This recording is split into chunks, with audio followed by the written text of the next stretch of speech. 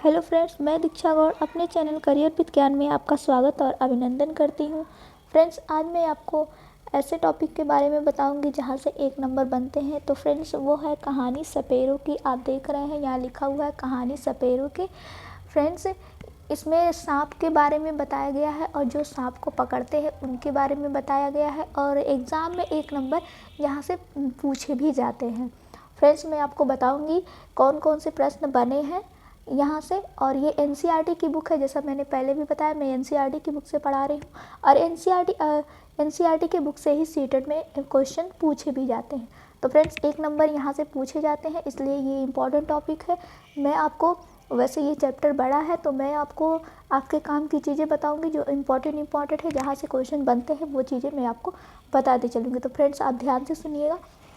तो फ्रेंड्स, मैं आपको पढ़ के सुनाती हूँ और मैं फिर साथ में बताती चलूँगी कि कहाँ से आपको क्या पॉइंट याद रखने हैं जहाँ से क्वेश्चन एग्ज़ाम में बन जाते हैं। तो फ्रेंड्स, ये आप देख पा रहे होंगे, यहाँ लिखा है, मैं हूँ आर्यनाथ। आर्यनाथ एक छोटा बच्चा है और वह बता रहा है, ये अपने बारे में बता रहा है वो कुछ। आप यहाँ देखिए, तुम्हें जानकर हैरानी होगी कि मैं ऐसा कुछ कर सकता हूँ जो तुम में से शायद ही कोई कर सकता हो। जानते हो क्या? मैं बीन बजा सकता हूँ। हो गए ना हैरान? हाँ, मैं सांपों को अपनी बीन की धुन पर नचा सकता हूँ। यह कला मैंने अपने लोगों से सीखी है। हमारे लोगों को कालबेलिया कहते हैं। ये पॉइंट आप याद रखिएगा। ये बोल रहा है कि यह कला हमने अपने लोगों से सीखी है, हमारे लोगों को कालबेलिया कहते हैं। फ्रेंड्स, कालबेलिया एक, आप कह सकते हैं कालबेलिया एक जाति होती है, या आप सिंपल भाषा में कह सकते हैं कालबेलिया जो सपेरे होते हैं, ये देख रहे हैं आप, ये सपेरा है। आम बोलचाल की भाषा में हम लोग सपेरा बोलते हैं। इन्हीं को राजस्थान में कालबेलिया बोला जाता है, जो सांपों को पकड़ते हैं। और ये जो अपनी बीन बजा के सांपों को नचाते हैं, पकड़ते हैं, उन्हें ही कालबेलिया यानी सपेरों को ही कालबेलिया बोलते हैं।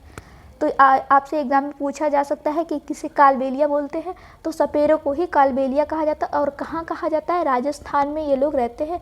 राजस्थान में ज़्यादा रहते हैं, वैसे तो हर जगह रहते हैं, राजस्थान में कालबेलिया एक जाति होती है, सपेरों की जाति होती है, ये आप याद रखेंगे। आगे क्या बोल रहा है आर्यनाथ? मेरे दादा रोशन नाथ जी हमारी जाति में बहुत मशहूर थे। वे बहुत आसानी से खतरनाक और जहरीले सांपों को पकड़ लेते थे। वे मुझे कई बार अपने बीते दिनों के किस्से अभी भी सुनाते हैं। आओ तुम भी सुनो उनकी कहानी, उन्हीं की जुबानी। फ्रेंड्स, मैं आपको इम्पोर्टेंट लाइन बताती चलूँगी, वरना ये वीडियो बड़ा हो जाएगा, तो मैं आगे आपको जो इम्पोर्टेंट है वो बताती हूँ। फ्रेंड्स, अब आप यहाँ से देखिए, कई बार मुझे ऐसे घरों में बुलाया जाता है जहाँ किसी को सांप ने काटा हो। तब मैं सांपों के डंक के निशान से यह जानने की कोशिश करता कि किस सांप ने काटा है। फ्रेंड्स, ये आप याद रखिएगा कि सांप, कौन से सांप ने काटा है, यह कैसे सपेरे लोग, कालबेलिया लोग पता करते हैं। तो वो सांप के डंक के निशान से, सांप जब काटता है तो अपना डंक छोड़ देता है, उस डंक के निशान, उसका निशान बन जाता है जहाँ पे वो काटता है। डंक के निशान से लोग जानते हैं कि किस सांप ने काटा है, और उसे मैं सांप काटने की दवा देता हूँ, और उसके बाद फिर वो उसी अकॉर्डिंग, उसी अनुसार दवा देते हैं। फिर क्या बोल रहा है आर्यनाथ? मैं हमेशा समय पर नहीं पहुँच पाया हूँ। जानते हो ना, कुछ सांप ऐसे भी होते हैं जिनके काटते ही जान चली जाती है, पर ज़्यादातर सांप जहरीले नहीं होते। आर्यनाथ बोल रहा है कि कुछ इतने जहरीले सांप होते हैं कि समय ही नहीं देते कि उपचार किया जाए, दवा की जाए, पर वो बोल रहा है कि ज़्यादातर सांप जहरीले नहीं होते हैं। आगे मैं आपको बताती हूँ। फिर यहाँ से देखिए, अब हम क्या करें? आर्यनाथ, तुम्हारे पिताजी बहुत छोटी उम्र से ही मेरे साथ गांव-गांव घूमा करते थे। उन्होंने बीन बजाना अपने आप से ही सीख लिया था। आर्यनाथ के पिताजी के बारे में बोला जा रहा है, आप यहाँ से याद रखिएगा। आज की सोचूं तो बहुत परेशानी होती है। सरकार ने कानून बना दिया है कि ना तो कोई जंगली जानवरों को पकड़ सकता है और ना ही उन्हें अपने पास रख सकता है। कुछ लोग जानवरों को मारते हैं और उनकी खाल ऊंचे दामों में बेचते हैं, इसीलिए ऐसा कानून बनाया गया है। आर्यनाथ क्या बोल रहा है यहाँ कि सरकार ने अब तो ऐसा कानून बना दिया है कि अब कोई जंगली जानवरों को पकड़ नहीं सकता और उन्हें अपने पास पालतू बना के नहीं रख सकता। और ऐसा सरकार ने क्यों कानून बनाया है? क्योंकि कुछ लोग जो है वो जानवरों को पकड़ लेते हैं और फिर ऊंचे दामों में पैसे लेके उन्हें बेचते हैं। जैसे आपने सुना होगा चीता हो गया और शेर हो गया, इन लोगों की खालें निकाल ली जाती हैं और फिर अच्छी मोटी रकम लेके इन्हें बेच दिया जाता है। इसलिए सरकार ने ऐसा कानून बनाया है कि आप जंगली जानवरों को नहीं पकड़ सकते, उन्हें पालतू बना के नहीं रख सकते हैं, ऐसा बोल रहा है आर्यनाथ। इसीलिए ऐसा कानून बनाया गया है। पर ऐसे कानून बनाने से हमारी रोजी रोटी का क्या होगा? हम सपेरों ने कभी भी सांपों को नहीं मारा, ना ही कभी हम उनकी खाल बेचे। कुछ लोग कहते हैं कि हम सांपों को बुरी हालत में रखते हैं। चाहते तो हम भी सांपों को मार कर खूब पैसा कमा सकते थे, तब हमारी ज़िंदगी इतनी मुश्किल भरी ना होती। सांपों को मारने की बात तो दूर, ये हमारी पूंजी है। ये आप याद रखेंगे, ये इनकी पूंजी, कालबेलिया लोग जो होते हैं इनकी पूंजी होती है। जो सांप जो ये लोग पकड़ते हैं वो इनकी पूंजी होती है, ऐसा ये बोल रहे हैं, जो हम अपनी आने वाली पीढ़ी को सौंपते हैं। ये लोग अपनी आने वाली पीढ़ी को सौंपते हैं, सांप इनकी पूंजी होती है। अब यहाँ से आप ये पॉइंट आप याद रखिएगा, सांपों को तो हम अपनी बेटियों को शादी में तोहफे के रूप में भी देते हैं। अब आपसे यहाँ से क्वेश्चन पूछ सकता है कि ऐसे कौन से लोग होते हैं या कौन सी जाति के लोग होते हैं जो अपनी बेटियों को शादी में तोहफे के रूप में सांप देते हैं? तो आप वहाँ ऑप्शन में आपके दिया रहेगा कालबेलिया भी, तो आप कालबेलिया पे टिक करेंगे, कालबेलिया सही होगा। ये लोग अपनी बेटी की शादी में तोहफे के रूप में सांप देते हैं। तो यहाँ से आपसे क्वेश्चन बन सकता है। आगे देखिए, हमारे कालबेलिया नाच में भी सांप जैसी मुद्राएं होती हैं। ये बोल रहे हैं कि जो इनका नाच होता है यानी नृत्य होता है, डांस होता है, उसमें कालबेलिया जैसी मुद्राएं की जाती हैं। मतलब कालबेलिया नाच में सांप जैसी मुद्राएं की जाती हैं। जैसे आप साधारण भाषा में समझिए नागिन डांस। कालबेलिया नाच जो होता है वो नागिन डांस ही होता है। आपने देखा होगा गाँव वगैरह में पहले तो बहुत लोग नागिन डांस किया करते थे शादी वादी में। आज भी ऐसा होता है, दोनों हाथ ऊपर करके नागिन जैसी मुद्रा बना के डांस करते हैं। तो ये कालबेलिया नाच जो होता है ये नागिन डांस ही होता है और राजस्थान में ये बहुत ही प्रसिद्ध है। ये आप याद रखिएगा। जब आपसे पूछा जाए कालबेलिया नाच या कालबेलिया लोग कहाँ से, तो राजस्थान आप टिक करिएगा। आगे मैं आपको इम्पोर्टेंट बताती हूँ कहाँ से है। फ्रेंड्स, ये आप जो देख रहे हैं ये आप अच्छी तरह याद कर लीजिए क्योंकि यहाँ से क्वेश्चन बने हैं, अभी मैं आपको दिखाऊंगी। ये देखिए, क्या तुम जानते हो हमारे देश में पाए जाने वाले सांपों में से केवल 4 तरह के सांप ही जहरीले होते हैं? नाग, करैत, दुबोइया, अफाई। हाँ फ्रेंड्स, हमारे देश में जो सांप पाए जाते हैं सभी जहरीले नहीं होते हैं। 4 प्रकार के सांप एनसीईआरटी ने अपनी बुक में बोल रखा है। 4 प्रकार के सांप होते हैं जो जहरीले होते हैं, जिनके नाम क्या है? नाग, करैत, दुबोइया, अफाई। अब देखिए यहाँ ये नाग है, ये नाग है, ये दुबोइया है, आप देख रहे होंगे, पिक फोटो देख रहे हैं, और ये करैत है और ये अफाई है। आगे क्या बोल रहा है? और ये आप याद रखिएगा, ये लाइन इम्पॉर्टेंट है। सांप जब किसी को काटता है तो उसके 2 खोखले जहर वाले दांतों से उस व्यक्ति के शरीर में जहर चला जाता है। ये आप याद रखेंगे, सांप के जो 2 खोखले दांत होते हैं उसमें जहर होता है। आपसे ये क्वेश्चन पूछ सकता है कि सांप के कितने खोखले जहरीले दांत होते हैं, या ऐसे पूछ सकता है सांप के कितने जहरीले दांत होते हैं, तो सिर्फ 2 लगाइएगा।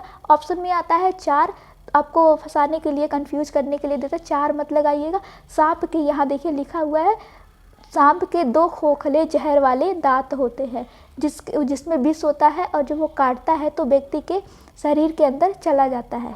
आप ये बात याद रखिएगा।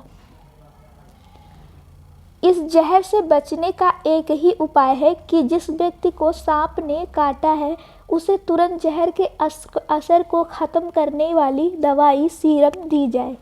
अब ये आप यहाँ से याद रखिएगा, यह सीरम सांप के जहर से ही बनाया जाता है और सभी सरकारी स्वास्थ्य केंद्रों में मिलता है।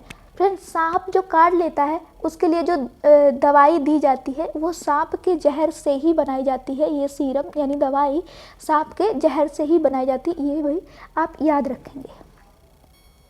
फ्रेंड्स, ये चित्र आप देख पा रहे हैं, ये चित्र जो आपके सामने है, बीच में सपेरा बैठा हुआ है और ये जो सांप जैसी आकृति बनी हुई है, ये देखिए ये डिज़ाइन, इसे नाग गुम्फन कहते हैं, ये आप याद रखिएगा। वैसे डिज़ाइन तो हो सकता है ना दे बना के, लेकिन ये जो नाग गुम्फन है इसी चित्र को, इसी डिज़ाइन को नाग गुम्फन कहा जाता है। और इसके बारे में यहाँ एनसीईआरटी ने कुछ बातें लिखी हुई है जो एग्ज़ाम के लिए इम्पॉर्टेंट है, वो मैं आपको बताती हूँ। ये आप देख लीजिए और मैं जूम करके ये आपको दिखाती हूँ। तो फ्रेंड्स, यहाँ देखिए लिखा हुआ है, ये जो डिज़ाइन है इसे नाग गुम्फन कहते हैं। और नाग गुम्फन के बारे में यहाँ लिखा हुआ है, ऐसे डिज़ाइन रंगोली, कढ़ाई और दीवारों को सजाने के लिए सौराष्ट्र, गुजरात और दक्षिण भारत में प्रयोग किए जाते हैं। फ्रेंड्स, ये जो नाग गुम्फन डिज़ाइन है ये रंगोली बनाने के लिए, कढ़ाई बनाने के लिए और दीवारों को सजाने के लिए प्रयोग किया जाता है। और कहाँ पे, कौन से स्थान पे, तो ये देखिए ये सौराष्ट्र, गुजरात और दक्षिण भारत में प्रयोग किए जाते हैं। कहाँ फ्रेंड्स?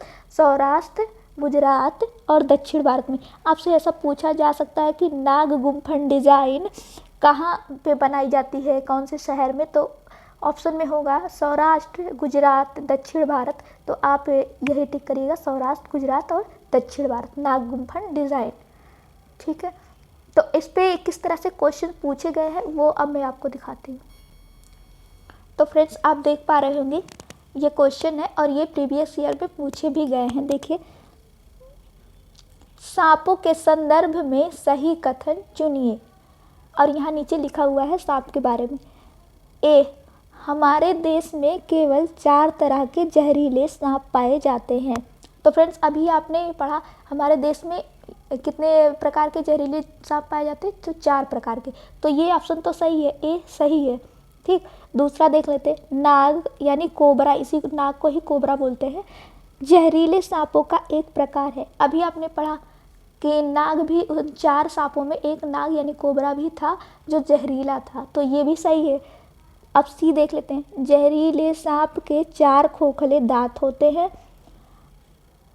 जब सांप किसी व्यक्ति को काटता है तो जहर इन खोखले दांतों से उनके शरीर में चला जाता है।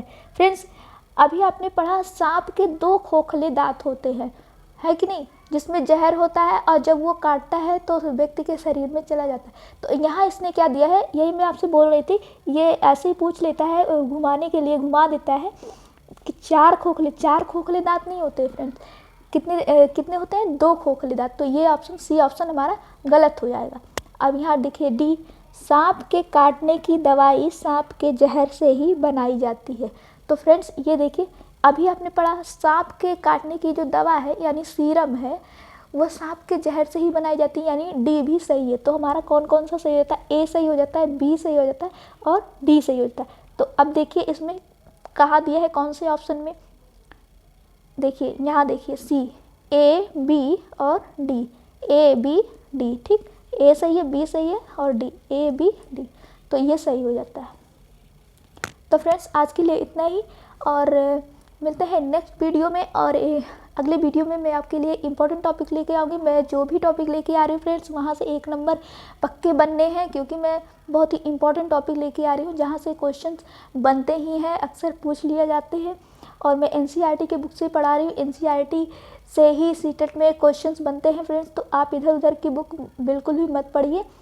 अगर आप खुद से भी पढ़ रहे हैं तो एनसीईआरटी की बुक लाइए, एनसीईआरटी की बुक से ही पढ़िए, वरना आप पढ़ने के लिए तो बहुत कुछ पढ़ लेंगे लेकिन कोई फ़ायदा नहीं होने वाला है। अगर मान लीजिए आप बहुत सारा पढ़ लेते हैं और एग्ज़ाम में वहाँ से क्वेश्चन नहीं आते हैं तो फिर पढ़ने का कोई मतलब नहीं बनता है फ्रेंड्स। इसलिए इधर उधर की बुक ना पढ़ के आप एनसीईआरटी की ही बुक पढ़िए।